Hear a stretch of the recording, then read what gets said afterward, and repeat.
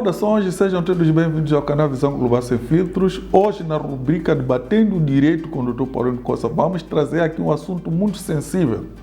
Vamos discutir as causas, as consequências, as garantias e até as responsabilidades de assassinatos de pessoas no âmbito das balas perdidas.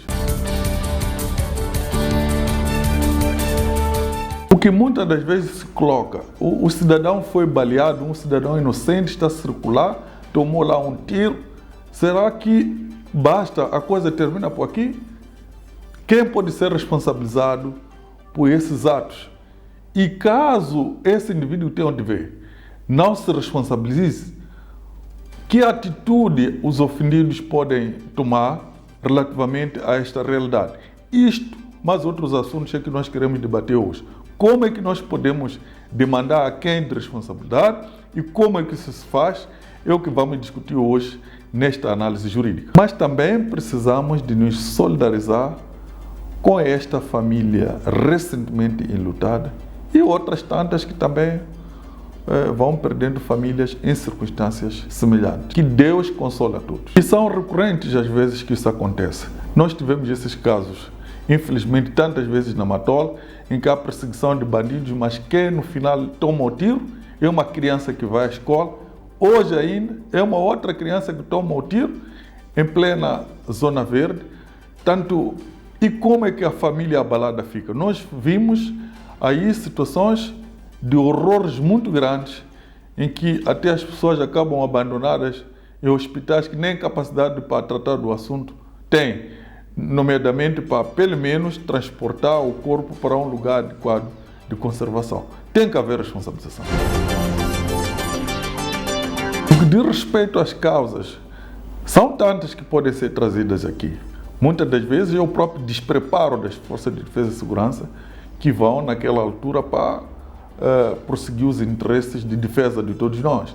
Então, naquele alvoroço todo, também porque temem pelas suas próprias vidas, acabam atirando sem a precisão necessária para neutralizar quem deve ser neutralizado. Se diga também que nessa precisão nós estamos a falar de tirar a vida, estamos a falar de impedir que a pessoa fuja, um tiro no pé ou qualquer outro sítio não sensível que garanta que ele possa ser encontrado e ser responsabilizado.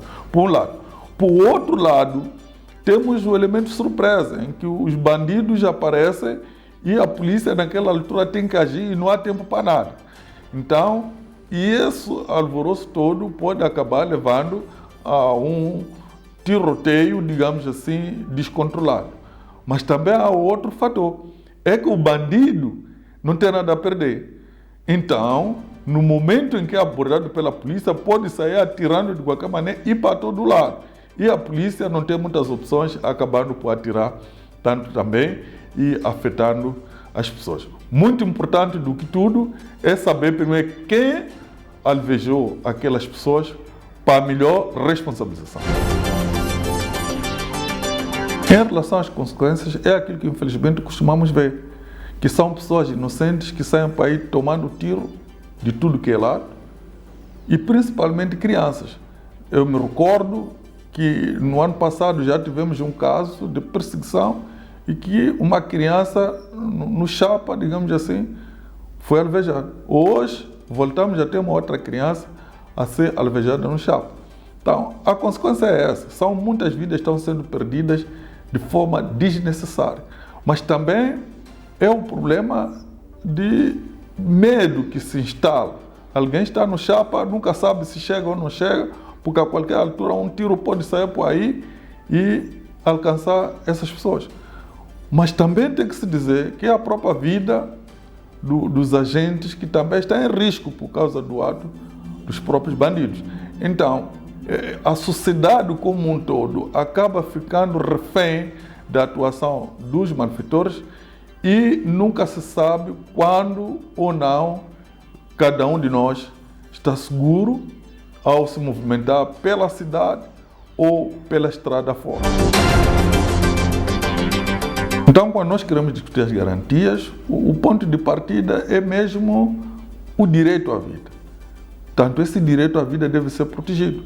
Nos termos do artigo 40 da Constituição da República de Moçambique, tanto todo indivíduo tem direito à vida e à integridade física. Então, isto não pode ser apenas uma palavra que consta da Constituição e não tem suas consequências.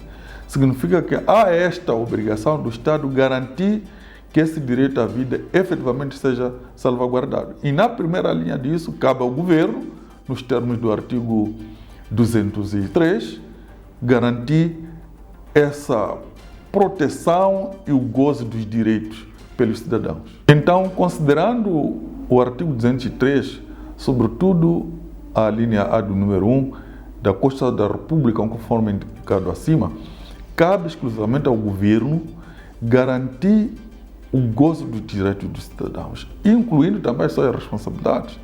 Ou seja, o governo deve fazer tudo o que pode, até o que não pode, para garantir que os cidadãos tenham essa proteção e prossigam os seus interesses no dia a dia com segurança. E principalmente nesse campo de garantias, todo cidadão tem que saber que, acedendo aos tribunais, então vai poder obter tanto a satisfação das suas demandas. Ou seja, ele tem, tanto o seu ente querido que foi alvejado, ele tem que efetivamente encontrar espaço para que essas pessoas possam, de fato, ser encontradas e que possam responder pelos seus atos. Ainda que nós vamos falar aqui da responsabilização no sentido restrito, mas como garantia tem que haver predisposição de aceder aos tribunais e todas as entidades de administração da justiça para a prossecução dos interesses, dos direitos das próprias pessoas.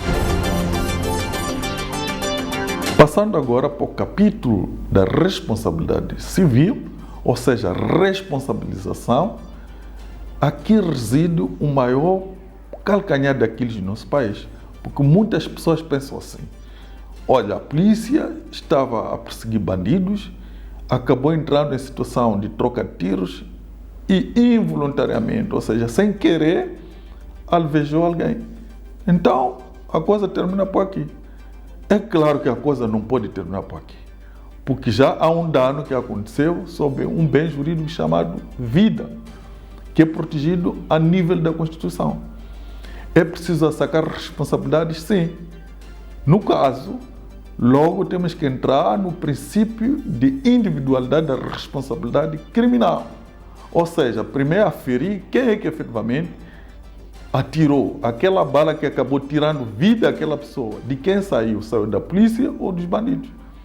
Sendo dos bandidos, é claro que vão ser responsabilizados por aquele dano que causaram àquela família, impondo-se as devidas indemnizações fora a própria responsabilidade penal. Entretanto, se o tiro saiu involuntariamente do cano da arma da polícia, o passo que segue é saber se houve ou não negligência, dolo sobre aquela circunstância que ali estava instalada. Então, só diante disso é que se pode tomar os próximos passos.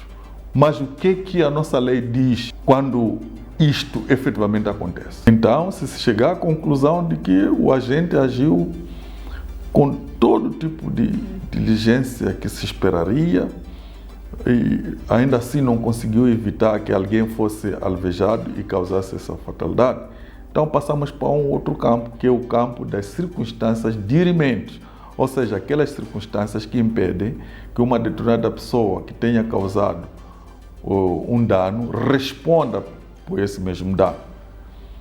Daí que nos termos dos artigos 47, a linha B, 51, número 1, a linha E e 51, número 2, a linha D, então notamos que há exclusão de culpa e, consequentemente, a exclusão, digamos, da ilicitude, sendo que essas pessoas agiram sem intenção criminosa, então não podem ser responsabilizadas.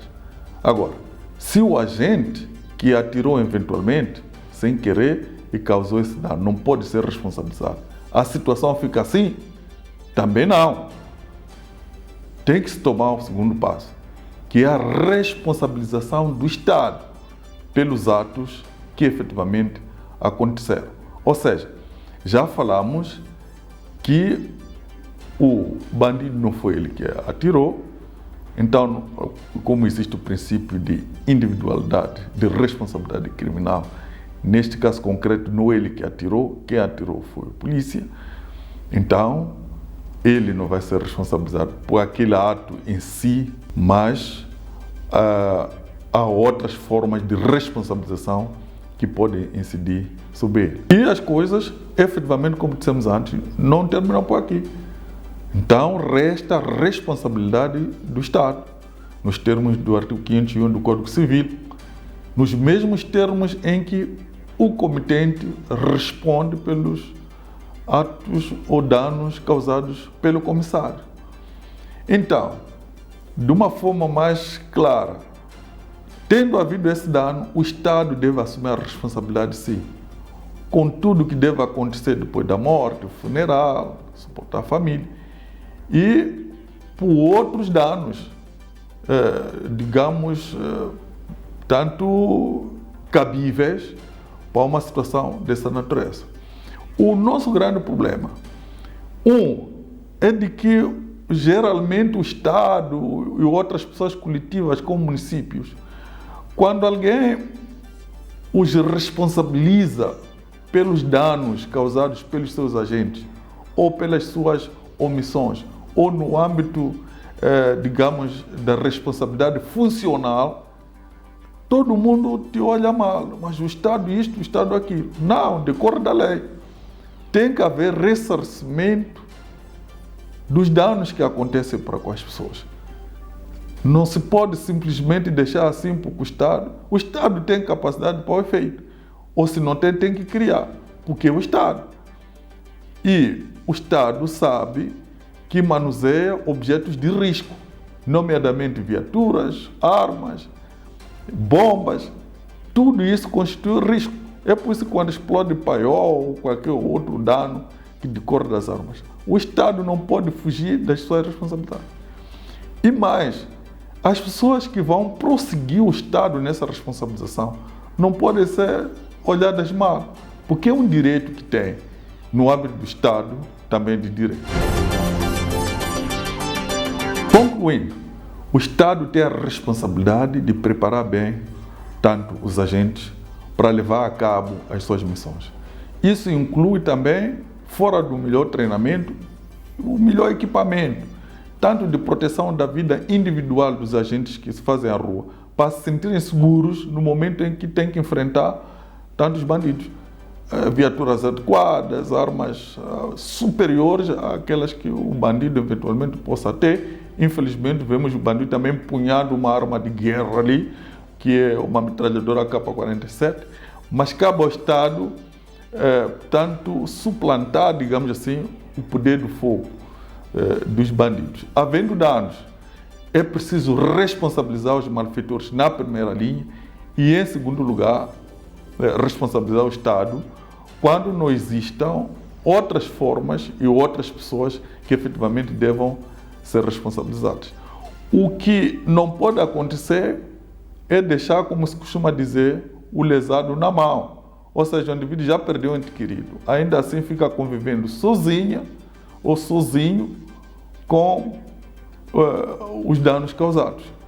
E nós, como sociedade, também precisamos perceber que a responsabilização do Estado não significa estar contra o Estado, significa reparar o dano nos termos em que o próprio Estado regulou a situação para garantir que haja um mínimo de proteção dos direitos, liberdades e os bens das próprias pessoas. Se não o bandido a ser responsabilizado, não é o agente porque agiu dentro das normas, então o Estado tem que assumir responsabilidade de repor, onde possível, os danos ou pelo menos atenuar a própria dor. Muito obrigado mesmo a todos que quiseram acompanhar este vídeo até o fim.